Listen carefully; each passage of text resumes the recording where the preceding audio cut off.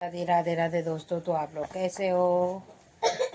हम तो ठीक हैं, स्वस्थ हैं, मस्त हैं, काम में व्यस्त हैं। आप लोग बताएं, आप कैसे हो? उम्मीद करते हैं कि आप लोग भी स्वस्थ होंगे, मस्त होंगे और अपने अपने घर की गृहस्थी में व्यस्त होंगे।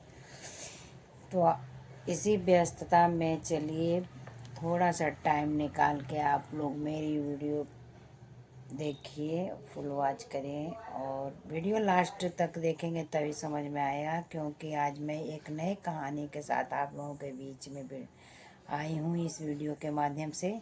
तो आप लोग हमारी वीडियो पूरा देखिए और हमारी कहानी को सुनिए और समझिए कि कहानी के क्या पात्र हैं। तो शीर्षक का नाम है सबसे बड़ा धन। शीर्षक है सबसे बड़ा धन। तो अब कहानी शुरू करते हैं आप लोगों के बीच में। तो आप लोग ध्यान से हमारी कहानी को सुनिए और समझिए, फिर कमेंट में बताइएगा कि आप लोगों को कहानी कैसी लगी। तो चलिए अब शुरू करते हैं हम कहानी। बहुत समय पहले की बात है। बहुत समय पहले की बात है। मुक्तसर आश्रम में कपिल मुनि रहते थे। एक दिन उस मुनि के पास एक गरीब आदमी राहुल आया। कपिल मुनि ने उसे आने का कारण पूछा तो वह कहने लगा, बाबा जी कोई ऐसा उपाय बताओ कि मेरे पास भी बहुत धन हो जाए, अथवा कोई ऐसा मंत्र ही सिखा दो जिससे मैं इतना धन कमा लूं कि जीवन भर मुझे कमी न रहे और मैं आराम से बैठकर खा सकूं। कपिल मुनि ने थोड़ी देर तक सोचा, फिर राहुल से पूछा, अच्छा पहले यह बताओ, क्या तुम्हारे पास बिल्कुल भी धन नहीं है? राहुल ने गिड़गिड़ाते हुए कहा, नहीं महाराज, एक पैसा भी नहीं है। कपिल मुनि ने फिर पूछा, कोई मकान, कोई खेत, कुछ तो होगा? राहुल ने दुखी होकर कहा, कुछ भी नहीं है। कपिल मुनि बोले, अच्छा यदि तू अपनी दोनों आंखें मुझे दे दे तो मैं तुम्हें 1 लाख रुपए दूंगा। राहुल ने देर सोचा और बोला, फिर मैं देखूंगा कैसे? नहीं, आंखें तो मैं नहीं दे सकता। मुन्नी फिर बोले, अच्छा तो दोनों हाथ दे दे। राहुल सोच में पड़ गया, फिर बोला, फिर मैं काम कैसे करूँगा? हाथ देकर तो मैं कुछ भी नहीं कर सकूँगा, यह नहीं हो सकता। मुनि ने कहा, अगर तू अपने दोनों पैर दे सके तो मैं तुम्हें 2 लाख रुपए दे सकता हूँ। राहुल बहुत घबराया और कहने लगा, पैरों के बिना तो मैं चल फिर भी नहीं सकूँगा, ना कहीं आ सकूँगा, ना कहीं जा सकूँगा, इसलिए पैर तो बिल्कुल नहीं दे सकता। कपिल मुनि को गुस्सा आ गया। वह बोले, सोच लो, तुम्हें धन चाहिए और मैं तुम्हें धन देना चाहता हूँ, परंतु देना चाहता हूँ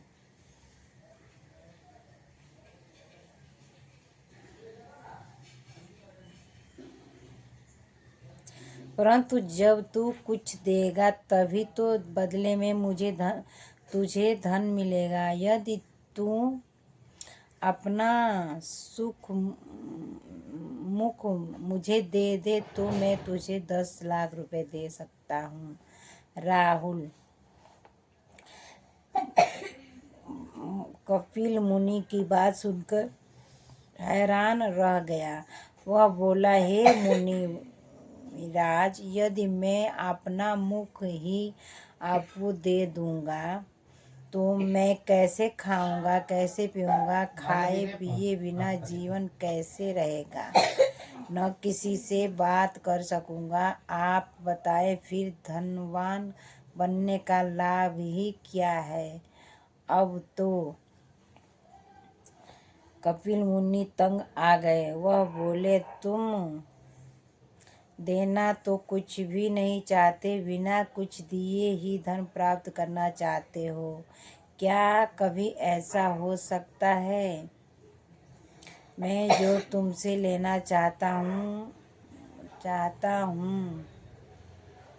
उसमें से तुम कुछ भी नहीं दे सकते। अच्छा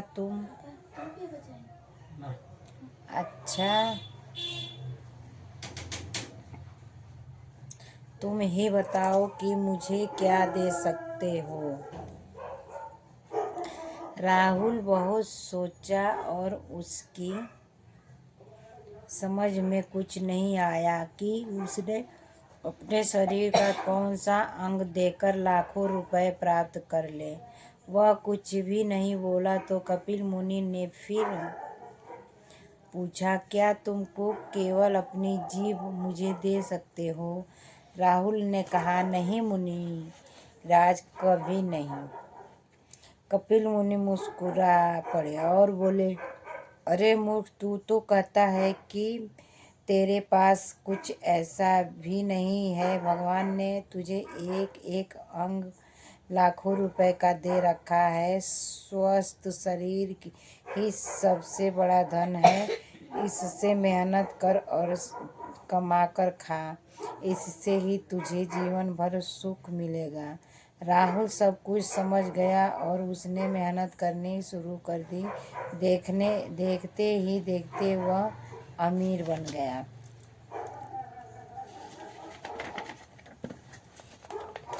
तो आप लोगों को मेरी ये कहानी कैसी लगी?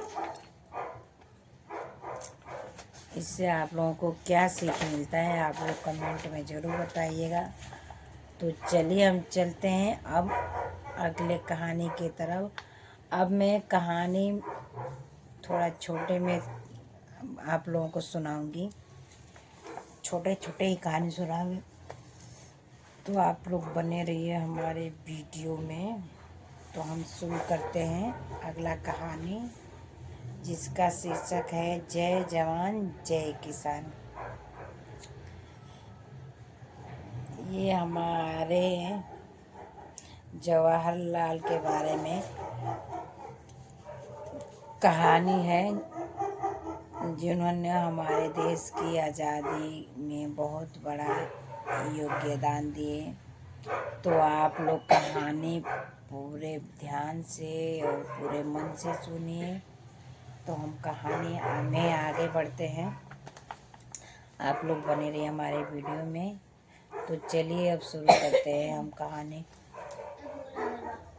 बच्चों क्या क्या हाँ तो चलिए हम कहानी में आगे बढ़ते हैं। तो जय जवान जय किसान। बच्चों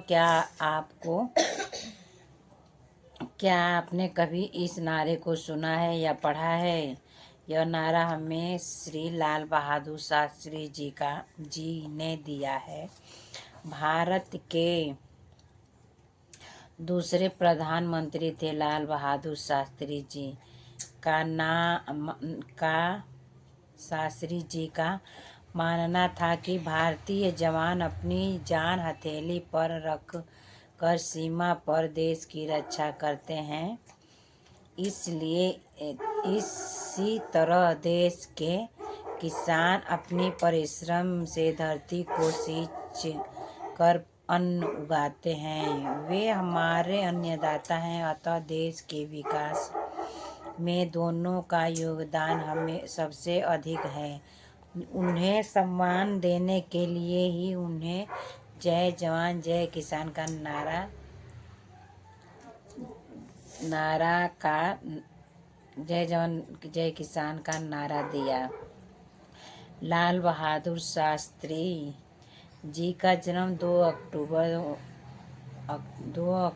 1904 ईस्वी को बनारस के कस्बे मुगलसराय में एक साधारण परिवार में हुआ था। उनकी माता का नाम राम दुलारी था और पिता शारदा प्रसाद जी अध्यापक थे। बचपन में ही उनके पिता स्वर्ग सिधार गए। उन पर तो जैसे पहाड़ ही टूट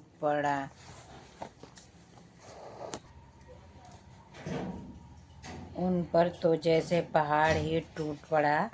किंतु उनकी इच्छा शक्ति इतनी प्रबल थी कि विपत्ति परिस्थितियों में जूझते हुए उन्होंने अपनी पढ़ाई जारी रखी। वे बचपन में ही साहसी, निडर, पक्के इरादे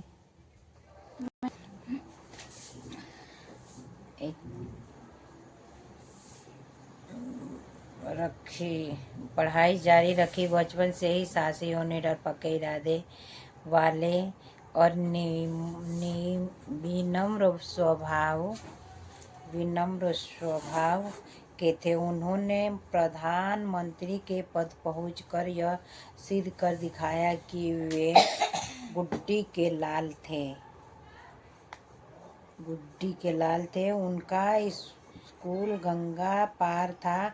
नाविक गंगा पार ले जाने का 1 पैसा किराया लेता था। आर्थिक तंगी के कारण वे गंगा नदी को अक्सर तैरकर ही पार किया करते थे। एक बार वे मेला गंगा पार करने का किराया देने के लिए उनके पास पैसे नहीं थे। अपनी प्रबल इच्छा शक्ति के बल पर गंगा नदी को पार कर गए, जिसका पाट लगभग आधा मील चौड़ा और हालांकि उनके मित्र उनका किराया देने का आग्रह भी करते रहे, परंतु वे निम्रता से मना कर देते। उन्होंने किसी भी साथी से उधार मांगना अपने गौरव के विरुद्ध समझा। बचपन के ऐसे संस्कार ही बड़े होते होते उनके जीवन के सिद्धांत बन गए।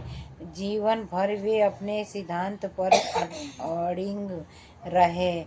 17 वर्ष की आयु तक पहुँचते पहुँचते वे देशभक्ति के रंग में रंग चुके थे। सन 1921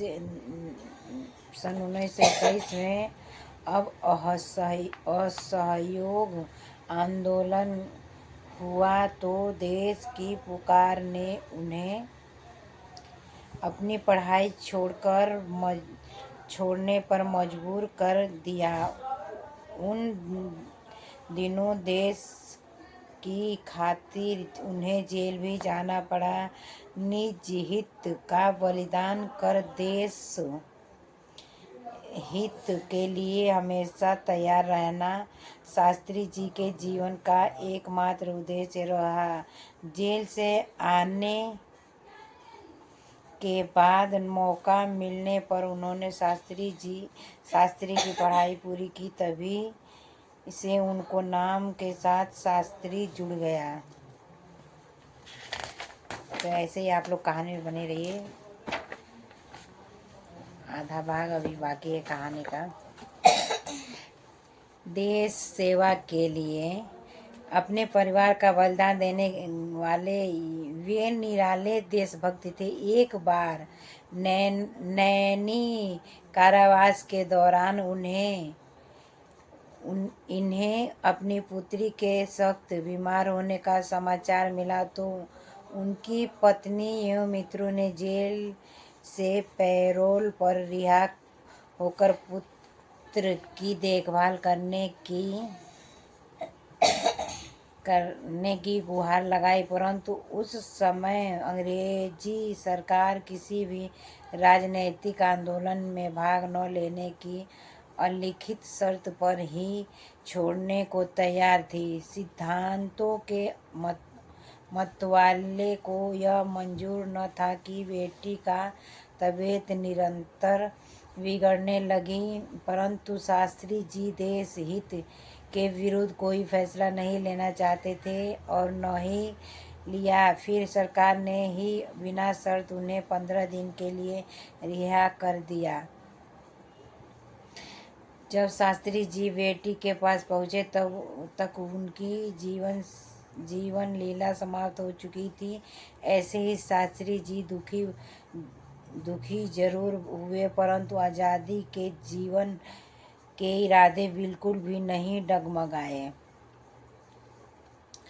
उसी प्रकार एक जेल यात्रा में उन्हें पुत्र को टाइफाइड होने का संदेश मिला। फिर वही विकट समस्या, अपने सिद्धांतों से समझौता तो उन्होंने कभी किया ही नहीं था। इस बार भी ब्रिटिश सरकार ने उन्हें बिना लिखित शर्त के 1 सप्ताह के लिए रिहा किया। तब तक बहुत देर हो चुकी थी। बुखार 104 डिग्री से 106 डिग्री तक पहुंच गया। बेटे के होठ भी सूज गए। जेल की रिहाई का 1 सप्ताह भी बीत गया। पुत्र ने कहा कि बाबूजी अभी मत जाइए। कितनी विकट घड़ी थी। एक तरफ जिगर का टुकड़ा मौत से जूझ रहा था और दूसरी तरफ भारत माता की आज़ादी की पुकार। सिद्धांतों पर अटल शास्त्री जी ने भरे मन से बेटे को हाथ जोड़कर कर विदा ली और मातृभूमि की रक्षा के लिए जेल की तरफ चल पड़े। धन्य थे ऐसे विचार सपूत जिन्होंने अपने सिद्धांतों की समझौता करना आत्मघातक समझा। वह दृढ़ निश्चित और सिद्धांतवादी वीर नायक भारतीयों को 11 जनवरी 1966 ईस्वी को छोड़कर चिरनिद्रा में सो गया। समस्त भारतीयों ने उन्हें आंसू भरी आँखों से भावनिधि विदाई दी। उनका आदर्श जीवन आने वाली पीढ़ियों के लिए प्रेरणा स्रोत है। उनका भारतीय इतिहास में सदैव नाम अमर रहेगा। तो कैसी लगी आप लोगों की कहानी? मैंने 2 कहानी सुनाया आप लोगों को। तो आप लोग, उम्मीद है कि मेरी कहानी पूरा सुने होंगे। तो आप लोग कमेंट में बताइएगा ज़रूर कि आप लोगों को कहानी कैसी लगी। वीडियो को लाइक कर दीजिएगा और प्यारा सा एक कमेंट कर दीजिएगा मेरी वीडियो पे कमेंट बॉक्स में जाके। और जो लोग नए हैं चैनल पे सब्सक्राइब ज़रूर कर लीजिएगा और बेल आइकन ऑन ज़रूर कर लीजिएगा, क्योंकि आप लोगों के बीच में मैं ऐसी ही अच्छी कहानियाँ लेके आऊँगी। इससे भी अच्छी, इससे भी इंटरेस्टिंग और इससे भी मज़ेदार कहानियाँ लेके आऊँगी। तो आप लोग ऐसे ही हमारी वीडियो को प्यार दुलार देते रहिए और अपना आशीर्वाद बना के रहिए। तो बहुत बहुत धन्यवाद आप लोगों का हमारा वीडियो वॉच करने के लिए। तो अब हमें इजाज़त दीजिए।